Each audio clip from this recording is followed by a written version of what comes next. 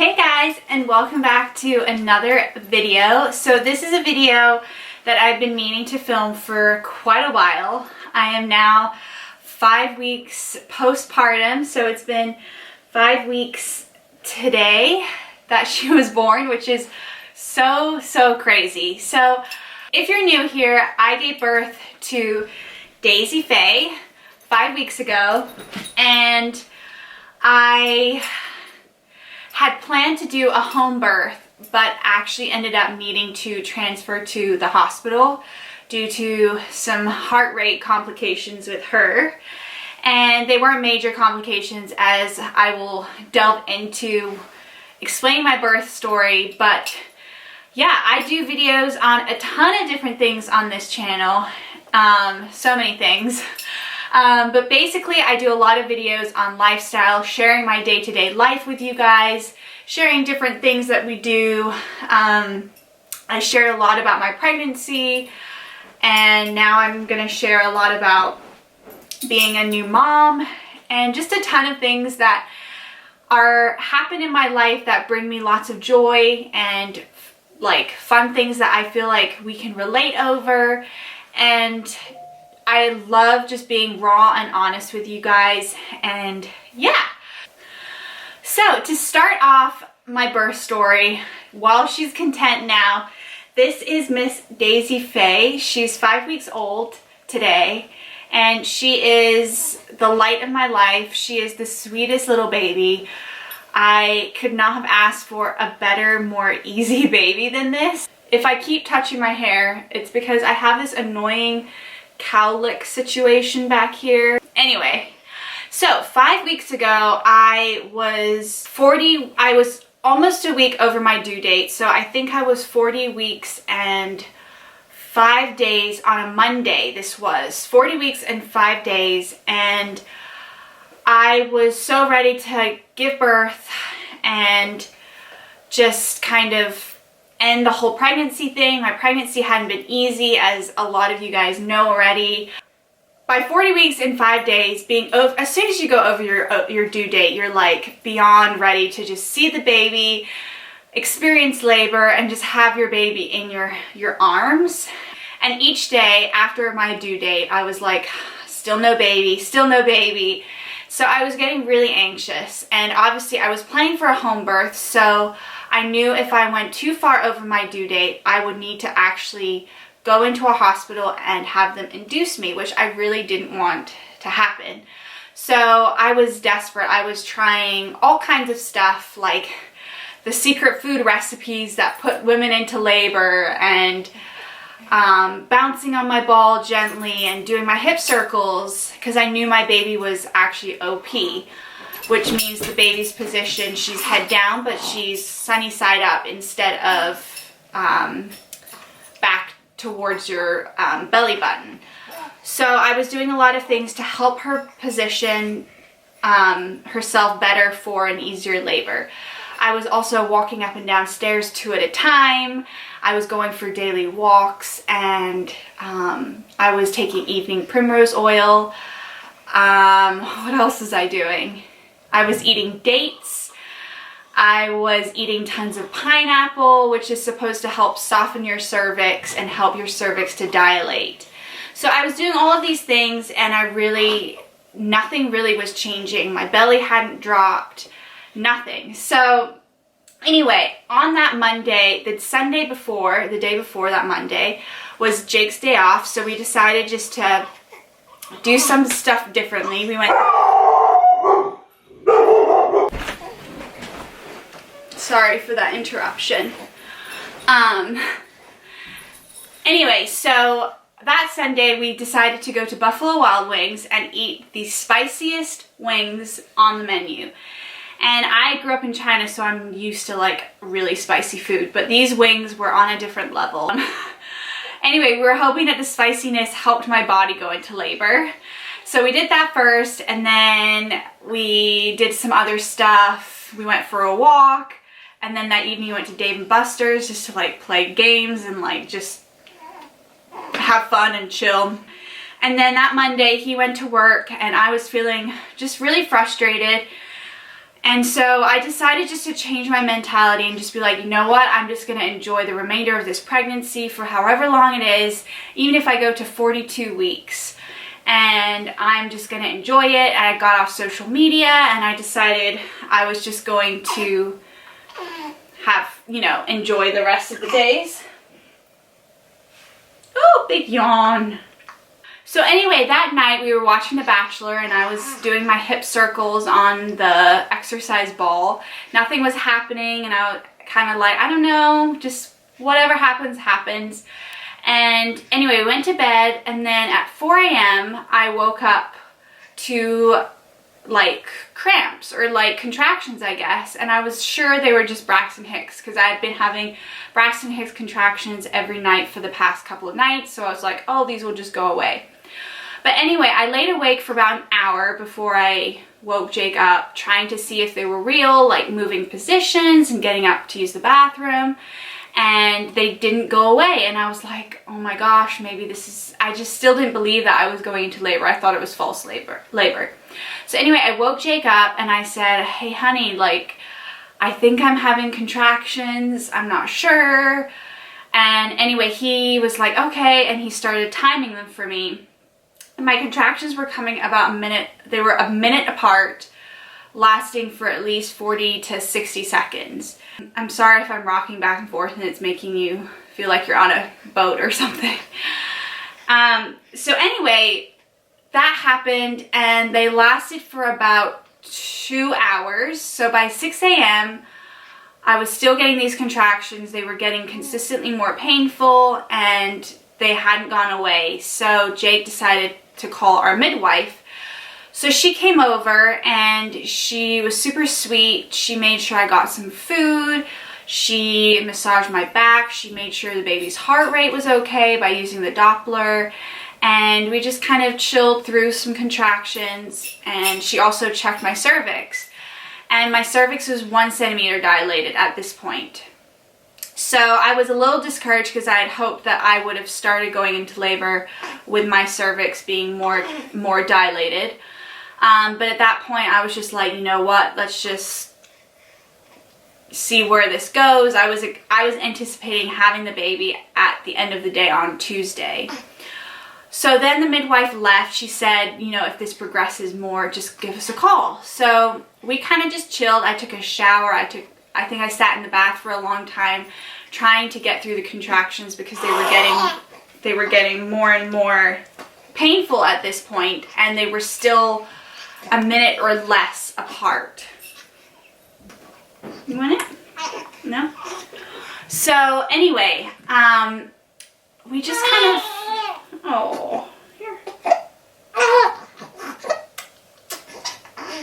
We just kind of chilled for, I'd say, until like 3 p.m. So that was a lot of hours. That's 4 a.m. to 3. So that's 11 hours. We just kind of chilled, trying to get through the contractions. And honestly, I was struggling with how intense and how close these contractions were together. So by 3 p.m., I think we called the midwife back. I think it was 3 p.m., 2 or 3. And she came back and she, yet again, like, kept it pretty calm. She made sure I was doing okay. And she was also surprised that the contractions were still like a minute apart and they hadn't lengthened out at all or anything. And I was getting a lot of back labor, so she was doing a lot of back pressure. I just fed you. I just fed you. I just fed you. Okay, let's try this position.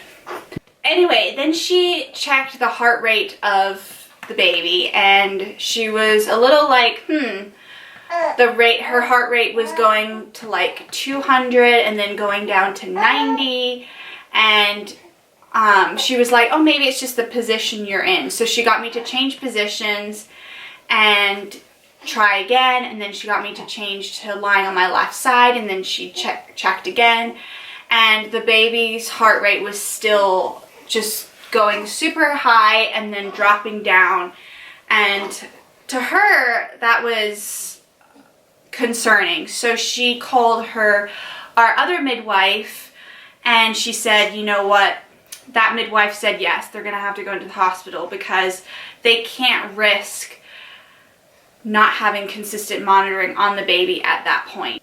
She came back and she told Jake and I, hey, you know what, I'm so sorry, but you're gonna have to go to the hospital because the baby's heart rate is just not showing, like, it's not what we want to see to be able to have a home birth.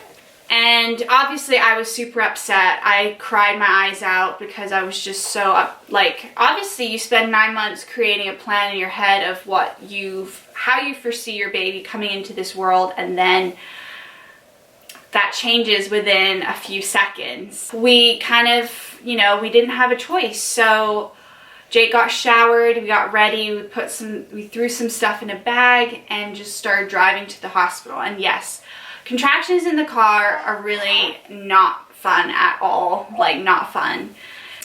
So anyway, we got to the hospital, and obviously I'm not going to go into every single detail because it's not worth, and you can see it on my birth vlog, which I can link up in the cards and also below if you want to go see my actual birth vlog. But yeah, we got to the hospital, we finally got put into triage where they strapped my belly with the monitors to make sure the baby's heart rate was okay, and the baby's heart rate was perfect. And they made me do a urine sample, they took some blood, and they also checked my cervix. So this was about 14 hours in, I'd say, and I was still at 1 centimeter dilated after 14 hours of labor. And I think I was about 75% effaced at this point. The baby still hadn't dropped. She was still super high, and I felt so defeated. But at the same time, I was like, you know what? I'm just happy I'm at the hospital. They can take care of me. So they admitted me into labor and delivery room because of the baby's heart rate concerns. And they were like, you know what, just go ahead and keep laboring, we'll keep checking on you, and just kind of left me and my midwife and the doula that came to just keep laboring. So I was getting super fatigued, my contractions were a minute still, and they were getting super, super intense at this point, like super intense. And my midwife was really trying to help me change the position of the baby, because that's the reason why the labor was so long, and because it was so intense was because of how she was positioned. So we tried putting the peanut in between my legs, but I was struggling with being on my side and staying still. And when you have the peanut between your legs, I can put a picture of what a peanut looks like, just in case you're confused. But it's really supposed to open everything up and help your body progress. So that didn't work for me.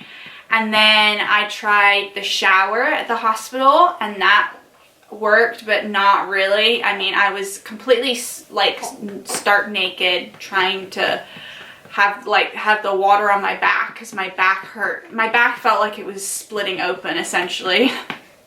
And then, yeah, we tried multiple positions. So then we did that all for about another 4 hours. And I just started to not be able to handle the contractions. Like my mind, the whole labor, I was so motivated to get this baby out naturally and to just focus on breathing and getting through each contraction. But it was to the point where my body was so physically exhausted at 18 hours into labor. They checked me at 18 hours and I was 2 centimeters dilated and 100% effaced.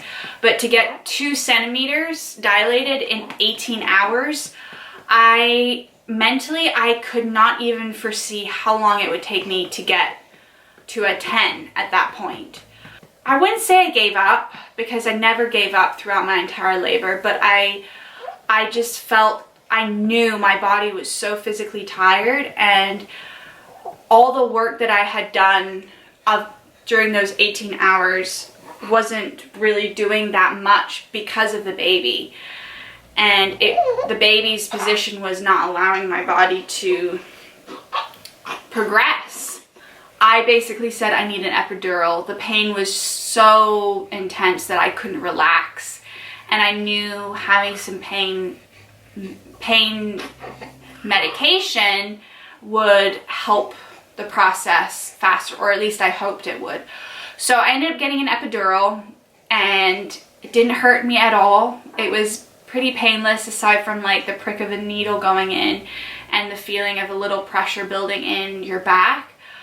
But within 20 minutes to 30 minutes, the pain of the contractions ease. They don't go away completely. You still feel when you're getting contractions. It feels like a lot of pressure, but it doesn't, it's bearable. So I got the epidural, and by this time it was late into the evening. I don't even really fully remember what time each thing happened. But they just said, okay, you got the epidural, just try and get some rest, try and sleep, and then we'll keep checking on you. And with an epidural, you lay on your left side, and then every 30 minutes, 40 minutes or so, you flip, because all the medication basically goes to the side you're lying on. And so then you start feeling contractions on the side that's up. So then you have to flip around, which I have to say is annoying. Okay, so Daisy is chilling right here for a moment. So I had the epidural, and we were sleeping, and several hours went on throughout the night. I'm not sure exactly how many hours, but several. I think it was probably around midnight or something. They came back and checked me, and I was 5 centimeters dilated, which was incredible because the epidural worked, and I was able to basically relax because of the epidural. Okay. And then they let me go another several hours of just resting and whatnot.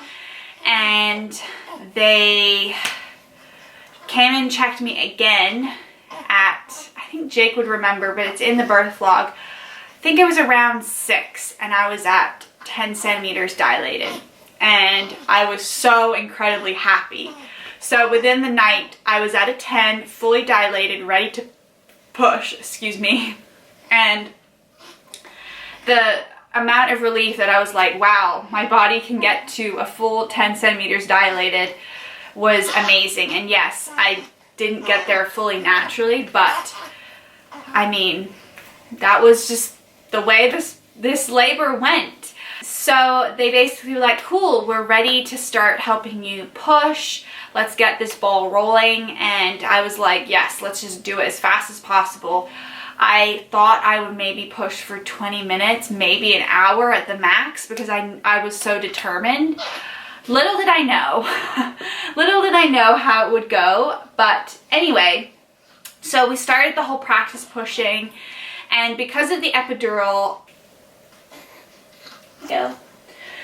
I did struggle at the beginning to really fully know where to push. With ballet and my whole background in dancing, I really knew how to distinguish each muscle and relax certain muscles, but then use other muscles to, you know, for control and whatnot. And with this, I really struggled because with the epidural, you're just not really sure what's going on down there because your pain level is a lot lower. So the connection between what you mentally are thinking push is hard to connect to that area. Anyway, so I pushed for about 2 hours at this point, and I had no concept of time though. So I pushed for about 2 hours, and I basically had multiple nurses and doctors in the room helping stretch out the area and helping just open everything up down there. Anyway, they were just trying to help loosen everything up so the baby's head could come into the pelvis because she was just stuck up there. She did not want to come out. So I pushed for 2 hours, and then a doctor came in and they were like, you know what, the reason the baby is not dropping is because of her position, and we need to go and put our hand, we need to go put our hand up there and turn her whole body so that she can come out. Are you talking? So she can come out faster. So they basically shoved her hand up there, which is why I'm so glad. She basically put her hand up there, all the way up there, and basically turned Daisy's entire body. And this is where I'm so glad I had the epidural, because if I hadn't had the epidural, that would have hurt like crazy, because it hurts still with the epidural. So without the epidural, I can't imagine what it would have felt like. But anyway, she had to turn the baby. Things seemed to progress after she did that, and then I think, now actually they had to break my water before, because my water hadn't broken yet. And the bag was like bulging, but because the water bag hadn't broken, the baby was not turning or coming down or anything. So they basically had to stick a little thing up there and break my water. And then they came and turned the baby's whole body from the OP position to, I think it's called AP. Oh, I'm trying to think. So after they did all of that, everything seemed to progress. My epidural wore off, which was really hard because I was so exhausted, because even when you have the epidural, your body is still contracting, so everything is still being taken out of you. So 3 hours in, I had finally started progressing. The head was coming lower. I think they could maybe see the head coming out at that point, I think. But it would come out and then go back in, come out and go back in. And I was so exhausted, you guys. I was so tired. Every time I would push, I was so determined. But at the same time, I was so tired. They basically at 3 hours said, you know what, if you can't get this baby out soon, we're gonna have to use the vacuum, because it's not safe for her to be in there too long, like with all this pushing, because not only are you exhausted, but the baby's tired, and both your heart rates could change and all this stuff. And my biggest fear was not getting this baby out in time, and then them saying, sorry, you have to have a C-section. Like, that was my biggest fear, because I was like, I went from a home birth to now being in the hospital to now being using an epidural to now maybe needing a vacuum. Does that mean a C-section? Like, what is this going to entail? So I was when they said a vacuum, I was like, no, I need to just, they said, do you want to use the vacuum or do you want to wait a little bit? And I was like, nope, we're going to get this baby out. So with the help of a lot of people holding my legs up and encouraging me to push and encouraging me to be like, we can see the baby's head. And then at one point they said, do you want to feel the baby's head? And so I like reached down and felt her head, which was insane. It was a really weird feeling. And they also offered the mirror to see if that would help. And I was like, I really don't want to see my old hoo-ha area down there. So I was like, no to the mirror, but I felt her head. And within 4 hours, I think it was at the 4-hour mark, I pushed her entire body out in one push. So usually like the head will come out and then the body will follow in several contractions, but I just pushed her whole head and her whole body out in one like contraction. And it was a crazy feeling, like feeling all her limbs come out, and it's just insane. So anyway, they laid her on my chest and I started crying because, I mean, it's just so much for your body to go through. And I was so relieved to have her like finally on me after so much during pregnancy and now this labor I had not prepared for. And so she was on my chest, and then they cut her, Jake cut her cord, and they took her away because, not away, but they took her to like the little area where they clean her up and weigh her and whatnot. And Jake was with her because they wanted to make sure her heart rate was fine after all of the variables that happened through labor, and then the pushing for 4 hours. Hang on, my husband is calling me. Hello? Okay guys, so my camera battery is broken or something, so I'm just gonna film the rest of this video on my phone. So I'm sorry if the quality is not the same throughout this video. I've been having some camera issues. Anyway, and I just really want to get this birth story out for you guys because I've tried filming this so many times. I just want to get this up because otherwise I'm going to forget the details, and yeah. And then they put her back on my chest. We did skin to skin together. I fed her for the first time, and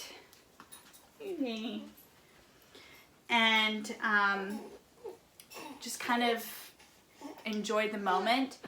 They got the placenta out, and then they checked my tearing, which I had a secondary tear, which was not fun at all, especially for the recovery. But I didn't feel the tearing when I pushed her out. It was only after, after all the pain medication had worn off, then I felt the tear, and I'm still recovering 5 weeks after giving birth.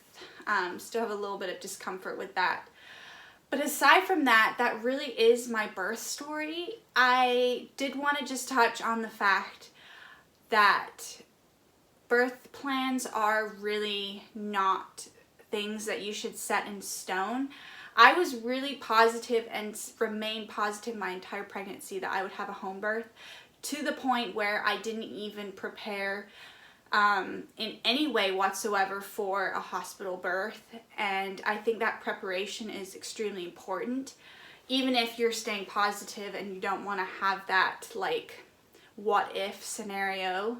I have to say that mentally it was a little difficult for me to wrap my head around the fact that I had given birth in such a different way than my original plan. No woman that their birth plan doesn't go the way they thought is a failure. You really shouldn't put yourself down for feeling that way, because I did feel like a little bit of a failure. I felt like I had failed as someone that likes to do things naturally. I felt like having the epidural was a failure.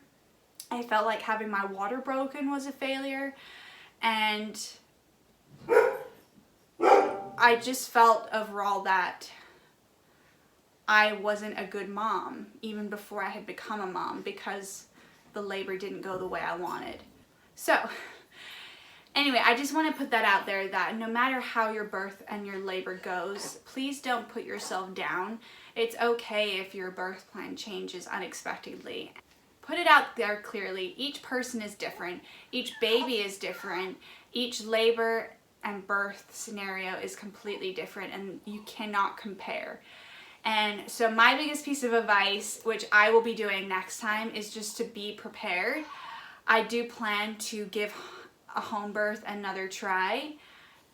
And yes, I mean, if a hospital birth happens again, it happens again, but at least I'll be prepared this time. But if I end up having a home birth, then that will be wonderful as well. And I don't consider her birth a failure at all, because she's here, she's healthy, I'm healthy, and we really did love our hospital experience. All the people at our hospital were so sweet and nice and caring, and out of all the hospital experiences we could have had, that was the one that we really enjoyed. And my midwives were there the whole way. They were there like literally the entire day and night, which I'm so grateful for. I love them to pieces, and they're still taking care of us. They're still checking on Daisy and me, and they're just the best people. So overall, although my plan did not go as I expected, and yes, I was upset that it didn't, all I care about is where we're at now, and that she's thriving and I'm happy, and she really is like the best thing that's happened. We're so in love with her, and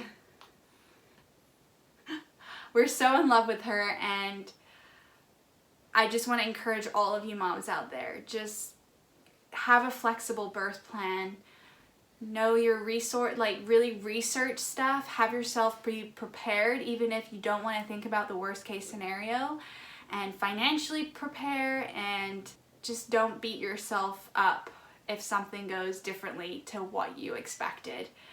So anyway, that is my video. That is my birth plan. That's kind of what happened. I may have forgotten some details because it's been 5 weeks now, and I swear, the minute your baby comes out, you forget everything. Like, I obviously can go back and think about how I didn't like pregnancy and how I can remember how the contractions feel, but I would so totally do it again, and I'm not turned off by having multiple babies. And I'm excited for our next one, but I'm just enjoying each and every stage. Don't be scared of my story. Don't let it discourage you or make you feel nervous to plan for a home birth. I think home births are amazing. And if she had been in a different position, I feel like we would have had a successful birth or a home birth. But she wasn't, so we had to go with it. I love you guys. Thank you so much for watching another video. Thank you so much for all of your support. Every view means the world to me, and every like means the world to me, every comment. And yeah, we'll see you next time in my next video. Bye.